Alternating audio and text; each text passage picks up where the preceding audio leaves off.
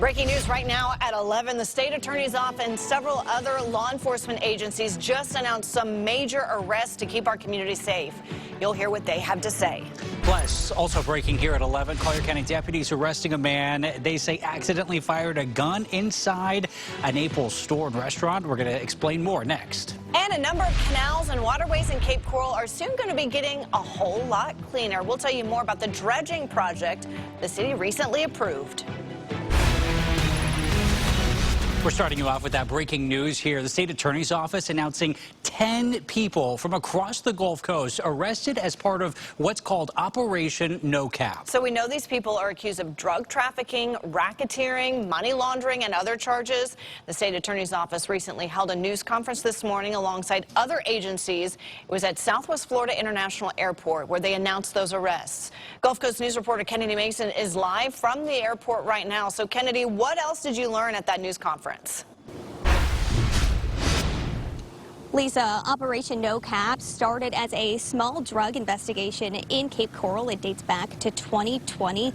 Now, they saw a Lamborghini dropping off drugs in Cape Coral and then speeding off. It then led to a high-speed chase where the Lamborghini crashed into a Cape Coral patrol unit. The state attorney said that they arrested 10 people for drug trafficking and money laundering, 7 of them for racketeering. Cape Coral Chief Anthony Sizemore says that he talked to one of the victims' families. Take a listen to what he had to say. I'm reminded of the conversation that I had with a victim's family related to this case, and the state attorney touched on it with the overdose and homicide charges. That victim's family said to me, do whatever it takes so that another family does not have to endure the pain of losing a loved one to this poison. Now, the state attorney said that they were also trafficking out of a local high school, but they did not say which high school. We are working to find that out. Now, this operation had several agencies involved, including the Fort Myers Police Department and FDLE. I'm live in Lee County. Kennedy Mason, Gulf Coast News. All right, thanks, Kennedy. More breaking news right now. We just received brand new information about the shooting in a Fort Myers neighborhood. Fort Myers police say one person was arrested after the shooting at the Renaissance Preserve community located east of Veronica Shoemaker Boulevard. We're pushing now to find out who Fort Myers police arrested. We also know one victim is recovering after being taken to the hospital.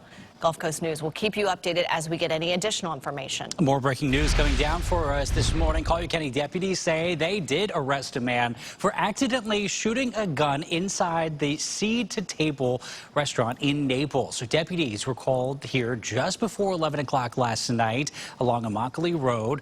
Collier deputies say the bullet grazed the man's leg when it went off. Security guards we spoke with at the store say a guy was sitting at a table with a woman and had a gun in his pocket.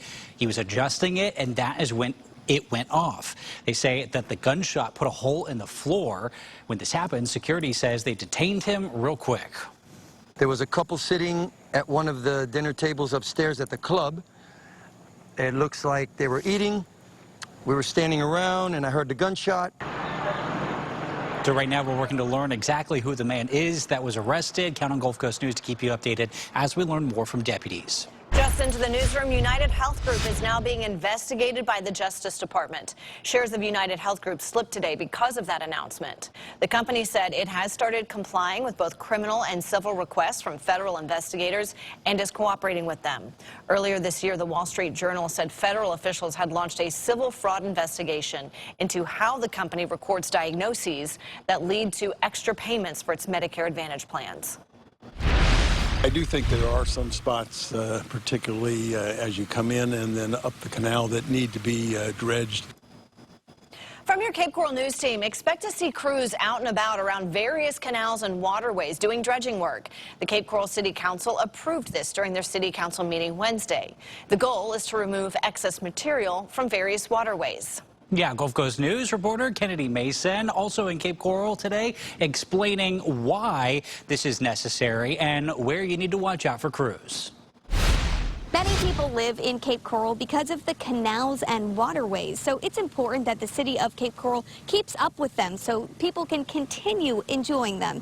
That's why the city is dredging, removing excess material from below the surface. Larry Sherman, a Cape Coral boater, thinks dredging in Cape Coral is a good idea. I do think there are some spots, particularly as you come in and then up the canal, that need to be dredged, particularly for the sailboats, for the ones with the more draft. Larry Yargis does too. Being in Cape Coral, 400 miles of canals, being a boater, it's important to have safe canals. But How they're going to pay for it is going to be very interesting. City Council will spend money on engineering, design, and permitting. The cost for engineering services alone could be up to $151,000. This area you see right here is where they will dredge. It's roughly 13 miles, including lakes. It goes from the edge of Cape Coral Parkway West to the Westin Cape Coral Resort, through several parts of Southwest Cape, and all the way to Tarpon Estates Boulevard, which includes water right where the Giacobbi lock was just removed.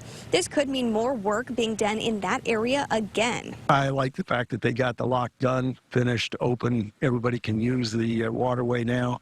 And so, coming back and doing it as a separate project makes sense to me. This isn't the only place we're seeing crews doing major work in the Cape, already dealing with low water levels. Other Cape residents dealing with the water restrictions as the Mid-Hawthorne Aquifer, which provides water to many people, is dangerously low. But the city says dredging is also a way to invest in resilient infrastructure. In Cape Coral, Kennedy Mason, Gulf Coast News. Thank you. Myers, copy a traffic stop, Edison Bridge stopbound. If you're going over the Edison Bridge anytime soon, make sure you're going the speed limit and that you're slowing down when you need to. Fort Myers police say they're seeing an increase in drivers speeding over the bridge heading into downtown Fort Myers. And that's despite warning signs about the speed limit decreasing.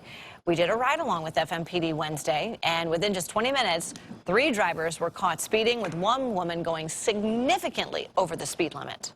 I cannot write a warning for 28 over the speed limit. You're getting a citation today. We just want to sit there. We just want to wave to the public, just say, hey, we're out here. We're doing what we need to do. But we want people to do the same thing. The speed limit on the Edison Bridge is 45 miles per hour, and then when you're heading off the bridge, it does drop to 35. Police say drivers tell them they don't see the signs. Police also urge people, when you're on the road, pay attention to the speed limit. Both of Florida's Republican U.S. senators sounding the alarm on skyrocketing flood insurance costs. Senators Rick Scott and Ashley Moody are bringing this new bill to hopefully bring you some relief. The bill calls for giving people a tax deduction on their flood insurance premiums. So the plan here would need to pass both the House and Senate. The first thing is to think about, how do you create a program that people can get it at a price they can afford?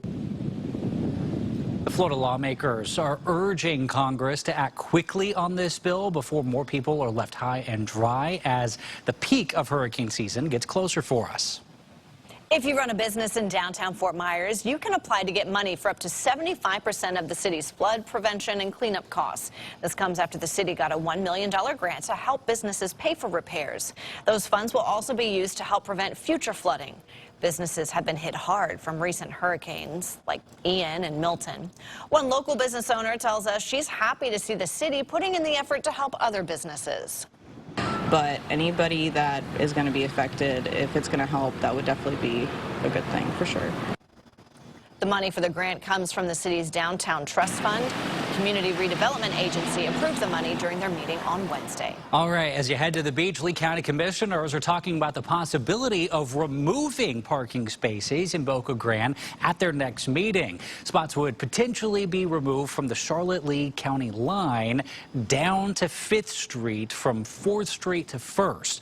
They say parking will still be available downtown and at the parks on the south end of the island. Folks, though, living farther away say that's a concern.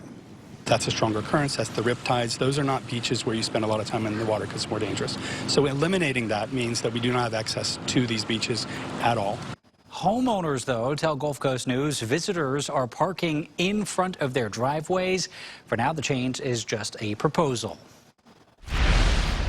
Well, insurance affects everyone differently.